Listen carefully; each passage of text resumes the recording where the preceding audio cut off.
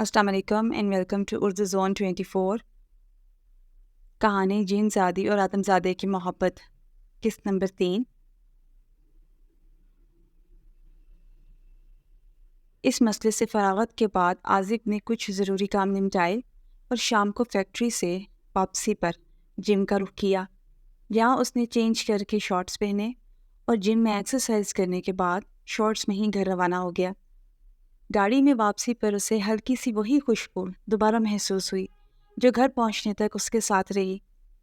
رات کا کھانا خانسامہ نے تیار کر کے ٹیبل پر سجا دیا۔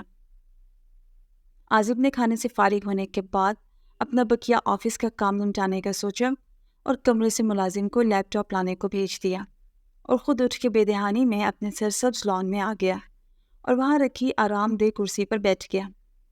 اتنے میں ملازم نے اسے لیپ ٹاپ لا کر دیا اور اس نے لیپ ٹاپ آن کر کے کام شروع کر دیا اور ملازم کو جانے کا اشارہ کیا۔ ملازم واپس چلا گیا تو عازب لیپ ٹاپ میں مگن ہو گیا۔ رات اپنے پر پھیلا چکی تھی، لان میں اندھیرا پھیل چکا تھا۔ لان کی کچھ لائٹس جل چکی تھی مگر وہ اندھیرے کے آگے بے بس محسوس ہو رہی تھیں۔ اچانک، بالکل اچانک عازب کی آنکھیں بھاری ہونے لگی تو اس نے لیپ ٹاپ بند کر کے اپنے بیڈ روم کا رخ کیا۔ عازب پر نیند اور غنودگی کا حملہ بہت شدید تھا۔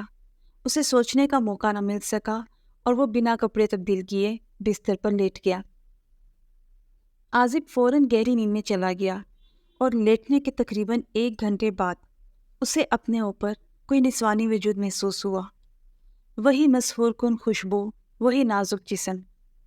عازب نیند میں مزید مدہوش ہونے لگا۔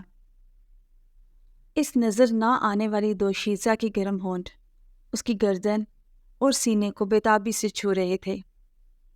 عازب کو اپنے ہاتھ خود بخود اس کی کمر پر پھسلتے ہوئے محسوس ہوئے اور وہ نیم غنودگی کی حالت میں اسے اپنے قریب سے قریب تر کرتا چلا گیا۔ اور